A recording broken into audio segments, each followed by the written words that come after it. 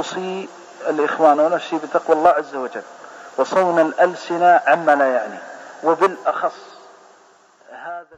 بسم الله الحمد لله الصلاة والسلام على رسول الله وعلى آله وصحبه أجمعين أما بعد. Assalamualaikum warahmatullahi wabarakatuh. Apa khabar adik kakak sekalian, saudara mara, rakan-rakan, kenalan-kenalan semua? Semoga kita orang sentiasa dirahmati Allah Subhanahu wa taala dan semoga Allah sentiasa memberi kita orang semua dan kami taufik dan hidayah. Amin. InsyaAllah hari itu kita akan berkongsi sedikit peringatan sebagai sesuatu yang mungkin kita akhir-akhir itu sangat memerlukan, terutamanya kita pada zaman PKP itu. Kita orang bulat 24 jam kita berada dalam rumah dengan ahli keluarga. Jadi lebih aula ataupun lebih afdal bagi kita untuk insya-Allah kita sama-sama mempelajari ataupun mengingatkan kembali beberapa poin penting berkenaan dengan macam ni cara kita mau melahirkan sebuah keluarga yang harmoni, sebuah institusi keluarga yang harmoni, yang diberkati Allah Subhanahu wa taala, yang dilimpahkan rahmat oleh Allah Subhanahu wa taala. Jadi pertama sekali insya-Allah kita mau tahu bahawa di antara nama-nama Allah Subhanahu wa taala adalah Ar-Rahman Ar-Rahim. Setiap hari kita baca Bismillahirrahmanirrahim pada pangkal surah Al-Fatihah di dalam solat kita 17 kali sehari paling kurang. Dan maksud Ar-Rahman Ar-Rahim adalah yang maha pemurah lagi maha mengasihani. Oleh sebab dia di antara penzahiran rahmat Allah Subhanahu wa taala kepada Bani Adam alaihissalam, iaitu kita umat manusia secara amnya, adalah Allah Subhanahu wa taala nya menurunkan kasih sayang dan belas kasihan di antara suami isteri dan ahli keluarga. Firman Allah Azza wa Jalla di dalam Al-Quran di dalam surah Ar-Rum ayat ke-21 yang kira-kira bermaksud, dan di antara tanda-tanda yang membuktikan kekuasaan Allah Subhanahu wa taala dan rahmatnya adalah nya menciptakan untuk kita orang isteri-isteri daripada jenis kita orang sendiri, supaya kita orang bersenang hati dan hidup mesra dengannya. Dan dijadikan oleh Allah Subhanahu wa taala juga di antara kita orang perasaan kasih sayang dan belas kasihan. Lepas Allah Subhanahu wa taala sambung madah, sesungguhnya yang demikian itu mengandungi keterangan-keterangan bagi orang-orang yang berfikir. Jadi insya-Allah kita mau jadi orang-orang yang berfikir, ya. Maka kita insya-Allah kita cuba memahami, kita cuba mengambil sedikit sebanyak faedah daripada ayat tersebut. Apa di antara faedahnya? Yang pertama sekali, daripada firman Allah Subhanahu wa taala tadi, ya. Allah telah menjadikan rumah tangga ataupun keluarga sebagai satu sebab untuk turunnya kasih sayang dan belas kasihan di antara hamba-hambanya. Yang pertama, yang jadikan sebab, iaitu sebabnya adalah rumah tangga dan keluarga, ya. Maka ia adalah sebab bagi perasaan kasih sayang dan belas kasihan turun. Yang kedua, Allah Subhanahu wa taala nya adalah pemilik, nya pencipta, nya adalah pemilik segala kasih dan rahmat. Segala kasih dan rahmat. Jadi Allah Subhanahu wa taala nya mengengkah kasih sayang di antara manusia, ya. Di antara keluarga nya engkah kasih sayangnya. Maka sebaliknya nya jugalah yang maha mampu untuk menarik balik kasih sayangnya dan belas kasihannya. Waliyadzubillah. Semoga Allah menjauhi kita daripada perkara, ya. Dan yang ketiga, Allah Subhanahu wa taala nya padah di dalam ayat tetek bahawa sebuah keluarga yang misali, yang harmoni adalah keluarga yang berdiri teguh di atas keimanan dan ketakwaan.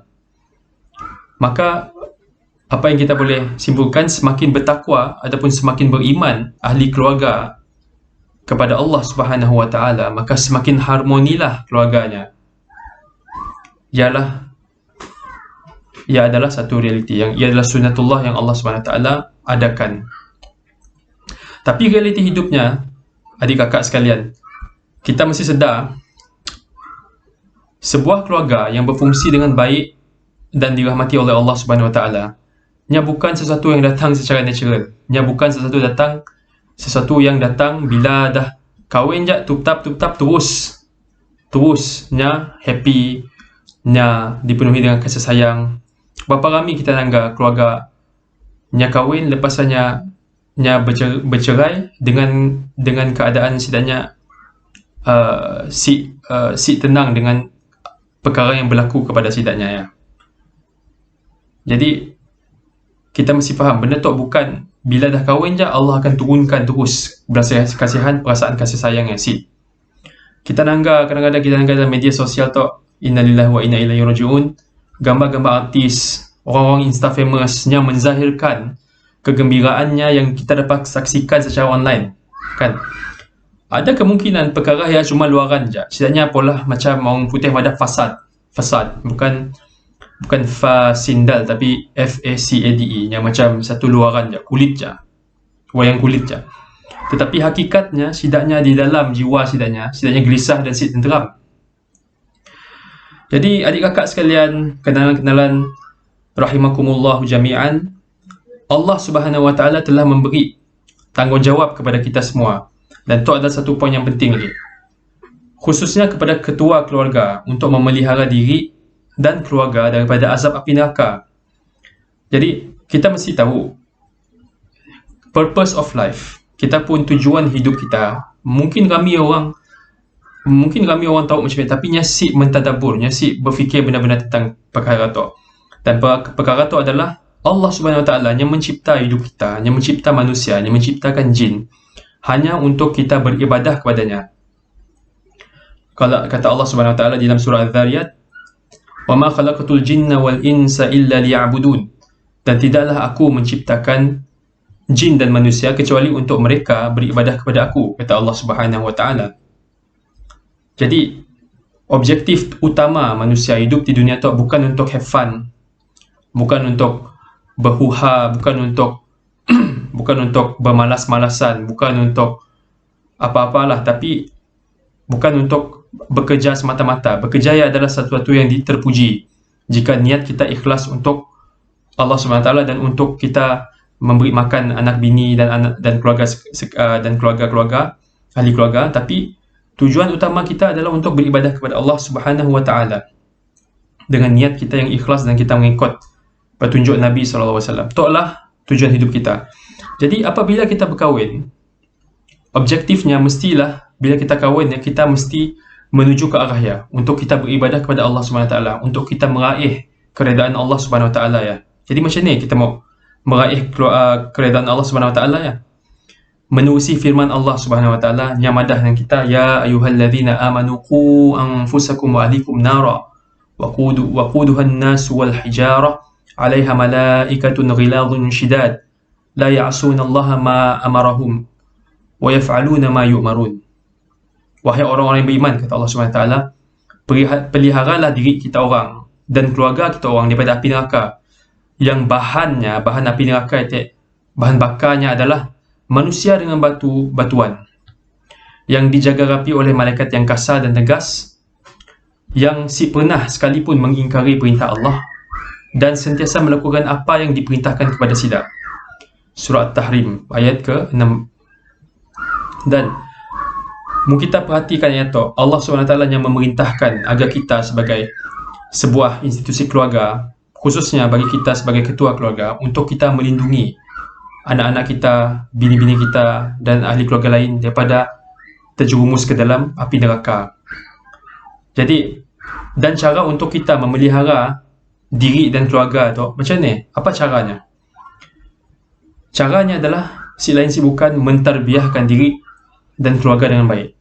Tarbiyah tu maksudnya luas, tapi antara maksudnya adalah kita membesarkan anak-anak ataupun keluarga daripada kecil sampai ke besar dengan penuh sempurna. Dan kita jaga makannya, kita jaga hubungannya, kita jaga hubungan kita dengannya, kita baik dengan sidak, kita ngajar dengan baik, kita beri bahan terbaik, kita make sure yangnya sentiasa jaga solat, jauhkan diri daripada perkara yang mungkar, perkara yang boleh menjurumuskan kepada syirik, bid'ah dan maksiat dan sebagainya. Itulah tarbiyahnya wholesome. Okey. Kerana keluarga yang harmoni, adik kakak sekalian, yang diberkati Allah Subhanahu Wa Taala adalah sesuatu yang datang dengan usaha. Macam kita badah tadi. Keluarga yang harmoni nyasi datang macam aja. Nyasi datang dengan kita kahwin, nyasi datang dengan bila anak keluar, anak kita dilahirkan nya datang dengan usaha untuk mendidik dan mentarbiah. Bahkan nya datang dengan sebelum anak kita dikandung oleh isteri-isteri kita. Okey. Bahkan memilih calon yang sesuai untuk dijadikan sebagai suami ataupun isteri adalah salah satu daripada usaha kita untuk qu anfusakum, untuk menjaga, melindungi diri dan ahli keluarga daripada terjerumus di dalam neraka. Waliyadzubillah. Okey. Jadi usaha yang kita perlu, usaha untuk mendidik dan mentarbiahkan diri dan anak-anak. Dan bila kita cakap pasal usaha, yang mesti datang dengan doa dan yang mesti datang dengan kesabaran. Sebab usaha tanpa doa dan sabar, seakan apa-apa yang dapat berlaku. Dan doa aja tanpa usaha lagi pun sama juga, seakan kita dapat apa-apa daripada dia. Dan kita mesti sabar. Sebab ialah Allah Subhanahu Wa Taala yang madah dalam surah Taha, wa'mur ahlaka bis-salah wastabir 'alaiha.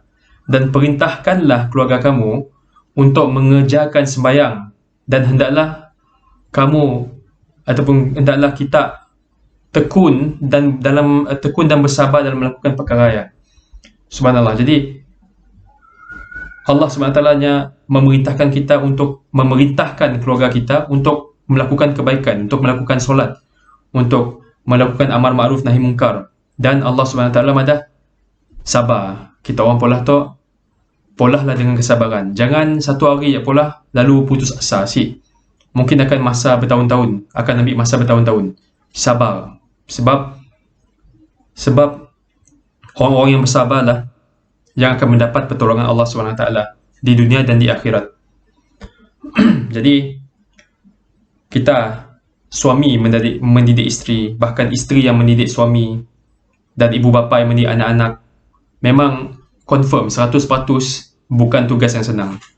Akan pernah senang. Tanya je siapa-siapa yang bergelar suami isteri, ibu bapa kah, pasti akan mengakui. Macam pepatah English, bahasa Inggeris yang mengatakan apa? It takes a village to raise a child. Okay. Untuk membesarkan seorang anak, yang memerlukan satu kampung ya untuk membesarkannya bersama-sama. Okay. Tapi bila kita dapat jalankan perkara ya dengan baik, kita perlu sempurna, tapi dengan baik kita cuba untuk melakukan yang terbaik. InsyaAllah Allah akan turunkan kasih sayangnya di antara kita. Keluarga akan menjadi bahagia, harmoni, dan insyaAllah mendapat keberkatan Allah Subhanahu Wa Taala. Tapi sebelumnya, kena kita sebagai parents, kita sebagai ibu bapa, kena kita mesti ambil endah pasal memantapkan iman takwa tu, kena. Okay. Walaupun kita dah pada tadi, tujuan objektif utama kita hidup di dunia itu adalah untuk mendapatkan keredaan Allah, untuk kita beribadah kepada Allah. Tapi tambahannya lagi, Allah Subhanahu Wa Taala yang ada sebut di dalam surah At-Tur ayat ke-21, kata Allah Subhanahu Wa Taala, "Walladzina amanu wattaba'athum dzurriyyatuhum biimanin alhaqna bihim dzurriyyatahum." Apa maksudnya? Dan orang-orang yang beriman yang diturut oleh zuriat keturunannya dengan keadaan beriman. Maksudnya tidak mak bapaknya, ibu bapa yang beriman, lepas dengan keimanan yang ngajak anak-anaknya untuk beriman juga kepada Allah Subhanahu Wa Taala dan kepada Nabi Muhammad SAW. Apa kata Allah? Maka kami akan himpunkan zuriat keturunannya dengan mereka di dalam syurga. Subhanallah. Itulah objektif kita. Kita mau sama-sama di syurga ya. Sama-sama kita menikmati setiap saat kita berada di sini dengan orang yang kita sayangi. Adik-adik kakak sekalian, persoalan yang seterusnya, macam ni kita mau melahirkan keluarga yang harmoni. Mau melahirkan keluarga yang harmoni tu, kita mesti nanggap kepada insan yang paling sempurna pernah Allah jadikan di muka bumi tu. Siapa? Nabi Muhammad SAW. Kita mengikut sunnahnya.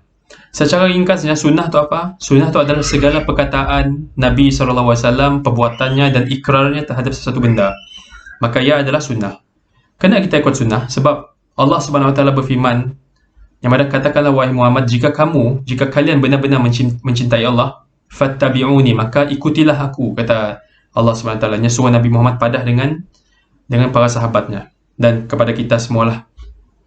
Sebab ialah dalam dua kalimah syahadah ada mengandungi asyhadu anna Muhammadan Rasulullah, kan? Asyhadu anna Muhammadan Rasulullah, iaitu aku bersaksi bahawa Nabi Muhammad adalah pesuruh Allah. Jadi Nabi SAW yang pernah bersabda dalam sebuah hadis yang kami kira sebagai hadis yang agak famous, kata Nabi SAW, idza matal insan inqata'a anhu amaluhu illa min thalatha, illa min sadaqatin jariyah aw ilmin yuntafa'u bih aw waladin salihin yad'u lah. Apabila mati seorang manusia, terputuslah darinya amalannya kecuali tiga perkara. Apa tiga perkara? Pertama sekali sedekah jariah, kedua ilmu yang dimanfaatkan dengannya, dan yang ketiga anak soleh yang mendoakan baginya. Yang diriwayatkan, hadis diriwayatkan oleh Imam Muslim dan selainnya. Jadi kami mahu kita perhatikan sama-sama ketiga-tiga amalan yang disebut oleh Nabi SAW di dalamnya adalah amalan-amalan yang perlu kepada usaha dan doa dan kesabaran. Maksudnya lagi sekali, nyasik datang dengan sendiri, nyasik gugur macam durian daripada pokok nyasik. Nya ada adalah hasil daripada usaha kita dan usaha kita, doa kita dan kesabaran kita yang berterusan. Contoh, sedekah jariah perlu kepada harta, dan harta perlu kepada pekerjaan, dan pekerjaan perlu kepada usaha, penat lelah. Macamnya juga dengan ilmu yang dimanfaatkan. Semua yang bermula daripada mempelajari asas-asas ilmu, pasal akidah, pasal ilmu fiqah dan sebagainya. Kemudiannya pergi ke peringkat pertengahan, sebelumnya pergi ke peringkat advance, di mana lepasnya barunya ada kelayakan untuk mengajar dengan terperinci sebagai seorang guru, sebagai seorang syekh, dan itu memakan masa bertahun-tahun dan banyak usaha yang perlu dilakukan. Macamnya juga lah dengan anak soleh yang disebutkan oleh Nabi SAW yang ketiga itu. Okey, nya bukanlah satu benda yang dianugerahkan daripada kecil, sedang nya bukan macam ni, tapi nya adalah hasil daripada ajaran dan tarbiyah ibu bapa dan mereka yang membentuk childhood anak-anak, macam nenek, datuk, malah guru-guru di sekolah. Dan benda tu pun memerlukan kesabaran dan konsistensi serta ilmu untuk kita mendidiknya. Kita mesti sedar juga bahawa mendidik anak soleh bukanlah sekadar mendoakan agar Allah SWT menjadikan kesidaknya soleh, tapi yang perlukan kepada mujahadah ataupun usaha dan effort yang konsisten. Mesti sabar, yang perlukan kepada konsisten, yang perlukan kepada kesabaran, dan yang memerlukan kepada lebih kesabaran. Sebabnya untuk tadi ayat Allah SWT yang berfirman, wa'mur ahlaka bis-salah wastabir 'alaiha. Wastabir ada huruf ta dalamnya, adalah dalam bahasa Arab kita sebut sebagai takkid, untuk menekankan lagi kesabarannya. Jadinya cukup dengan sabar, malahnya mesti bersabar secara konsisten. Jadi kerajinan tu wajib datang daripada ibu bapa sendiri. Unfortunately, minta maaf kepada zaman kita kita nanggap banyak lagi ibu, especially lah ibu-ibu, golongan ibu yang struggle, sebenarnya masih lagi struggle untuk mentarbiahkan anak-anak setidaknya keseorangan, manakala para ayah lepas tangan. Dan sebaliknya pun benar. Tapi yang selalu kita nanggap ayah yang lepas tangan. Ya, para ayah tugas utamanya memang untuk provide anak-anak dengan isteri-isteri dengan tempat tinggal, makan, minum dan pakaian dengan menyediakan wang. Tapi jika para ayah memainkan peranan, maka anak-anak kita boleh tersasar. Munya memainkan peranan dalam mendidik anaknya, maka anak-anak boleh tersasar. Na'udzubillah min zalik. Kita simak benda. Dan percayalah, peranan ayah mentarbiahkan anak-anak itu adalah satu kaedah yang penting di dalam parenting, yang malah diajarkan di dalam Al-Quran. Apa dalilnya? Contohnya dalam surah Luqman. Luqman Al-Hakim nya disebut dalam Quran. Nya bukan nabi. Adik kakak sekalian, nya bukan nabi. Tapi ia disebut dalam Quran sebab kisahnya ya adalah sangat penting. Para ulama mengatakan bahawa Luqman itu adalah seorang yang bijaksana. Sebab yang namanya Luqman Al-Hakim, yang Luqman yang bijaksana. Kisah beliau dengan anak-anaknya sangat berguna untuk kita sebagai kaedah untuk kita mendidik anak-anak. Di antara faedahnya adalah apa? Apabila Luqman menasihati anaknya, nya nunggah anaknya dengan nama yang lembut, nama yang manja. Dan lepas ya, nombor 2, Luqman memastikan bila nya mengajar anaknya, nya mengajar sesuatu yang penting dulu sebelum perkara yang lain. Dan saya ada benda yang lebih penting daripada kita mengajarkan anak tentang ilmu berkaitan dengan Allah Subhanahu Wa Taala, akidah, tauhid. Allah Subhanahu Wa Taala nya berfirman dalam Al-Quran, wa idh qala Luqman libnihi wa huwa ya'idhuhu ya bunayya la tusyrik billah inna syirka la dhulmun azim, kata Luqman. Dan ingatlah ketika Luqman berkata kepada anaknya semasa dia memberi nasihat kepada anaknya. Apa kata Luqman? Wahai anak kesayanganku, janganlah engkau mempersekutukan Allah, janganlah kau syirik kepada Allah. Sesungguhnya syirik itu adalah kezaliman yang sangat besar. Of course, bukan hanya untuk ayah lah lagi sekali, tapi ibu pun harus mempelajari cara mentarbiah anak yang betul. Dan semua tu harus bermula dengan kita sebagai ibu bapa untuk belajar dan mempraktikkan sifat-sifat parenting yang diajar di dalam Islam. Ada dalam Quran dengan sunnah dan cerita para salafus soleh, orang-orang yang soleh yang terdahulu. Dan di antara sifat yang terpenting ketika mentarbiahkan anak-anak, itu adalah poin yang sangat penting juga. Apakah sifatnya? Sifat sabar dan menahan marah. Karena kita zaman kita dapat, bila kita dah duduk 24 jam dengan keluarga di rumah, nampak sifat-sifat kemarahan kita semua keluar. Nabi SAW yang pernah bersabda dalam sebuah hadis riwayat Al-Bukhari, yang ada apa? Masa saya ada seorang lelaki ngagaknya, minta dengan, ya Rasulullah, ausini, katanya. Ya Rasulullah, berikanlah aku nasihat, wasiat. Kata Nabi SAW, la taghdab, janganlah engkau marah. Tanyanya lagi sekali, Nabi jawab lagi, jangan marah. Tanyanya lagi sekali, Nabi pun jawab, la taghdab. Tikrar atau pengulangan untuk menunjukkan bahawa marah ya sebenarnya adalah sesuatu yang ditegah dalam agama. Apabilanya bukan marah kerana hak-hak Allah Subhanahu Wa Taala. Munya marah sebab mungkin yang berkaitan dengan macam kita annoyed kah, kita rasa ngerijik kata orang nak. Jadi sepatut kita marah benda ya. Tapi mungkin kita marah disebabkan oleh ada hak Allah yang tercabar, maka ia adalah satu kemarahan yang terpuji.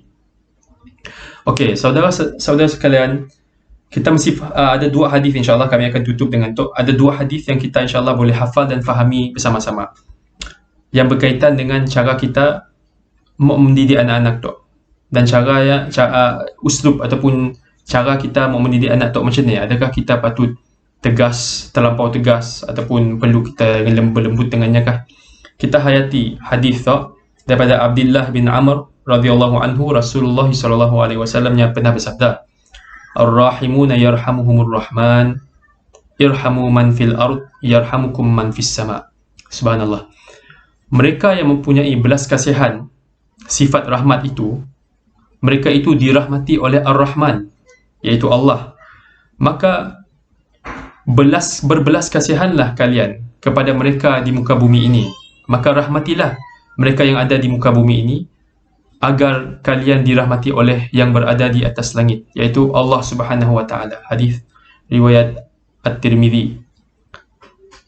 Jadi subhanallah, siapa kita untuk menolak pelawaan tu? Kita sangat perlu kepada rahmat Allah Subhanahu Wa Taala, sebab hakikatnya kita si tahu amal ibadah kita diterima ke si. Hakikatnya kita si tahu istighfar kita diterima si. Jadi kita sangat perlu kepada rahmat Allah Subhanahu Wa Taala. Jadi kata Nabi SAW, rahmatilah mereka di muka bumi ini, berbelas kasihanlah, berbaiklah dengan mereka, agar kalian akan dirahmati oleh Allah Subhanahu Wa Taala. Subhanallah.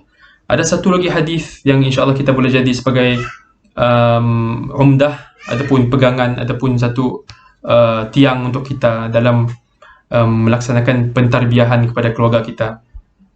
Kata Nabi SAW, "Laisa minna man lam yarham saghirana wa yuwaqqir kabirana."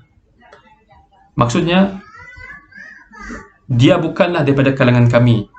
Dia yang tidak menunjukkan belas kasihan kepada kanak-kanak dan yang tidak menghormati orang-orang tua. Subhanallah, beberapa hari tu kita dengar ada viral bahawa ada nembiak-nembiak sekolah menengah yang pakai baju yang menulis kata-kata kesat terhadap guru-gurunya, iaitu orang-orang tuanya. Itulah realiti zaman itu yang kita perlu handle dengan baik sekali. Tapi kita handle dengan cara kita nganuk silap balik dengan tegas, bukan tegas tapi dengan kata-kata kesat adalah sesuatu cara yang salah untuk kita handle sedap berdakwah dengan saksi. Nabi SAW ada tak? Bukanlah daripada kalangan kami yang tidak menunjukkan belas kasihan kepada kanak-kanak. Maka kita hendaklah berbelas kasihan kepada sidak. Menunjukkanlah belas kasihan rahmat kepada sidak dengan kita doakan agar Allah SWT membetulkan akhlak sidak. Maka toklah prinsip Islam dalam kita mengajar anak-anak kita. Oleh sebabnya, kita mestilah ada perasaan kasih sayang dan belas kasihan kepada keluarga, khususnya kanak-kanak. Dan kita mestilah menghormati orang yang tua. Okay? Khususnya masa kita mendidik sidak. Mungkin kita dah belajar sikit-sikit tok, bukan bermakna kita boleh terus menyebarkan apa yang kita belajar. Sikit-sikit kita tahu pasal akhlak, kita cerita dengan sidak. Jadi ceritakanlah dengan baik, dengan penuh rahmat, dengan penuh hormat. Fahamilah, kita mesti faham bahawa mendidik keluarga dan anak-anak tu bukan tugas semalaman je. Oh, bukan tugas semalaman. Dulu kami pernah mikir macam ni, kejap je tu kali. Mesti anak-anak kami akan dengar kata kami. Tapi bukan macam ni. Saat hari tu dengar, esoknya orang ada memberontak lagi. Jadi, memakan masa seumur hidup. Jadi lakukanlah ia sehabis baik berpandukan Quran dengan sunnah dengan ihsan dan penuh kasih sayang. Semoga Allah Subhanahu Wa Taala turunkan perasaan kasih sayang dan belas kasihan di antara kita dan keluarga kita sekalian. Dan semoga video itu ada manfaatnya kepada kita orang sekalian. Semoga Allah Subhanahu Wa Taala memberi taufik dan hidayah kepada kita dan ahli keluarga kita. Wabillahi taufiq wal hidayah. Wassalamualaikum warahmatullahi wabarakatuh.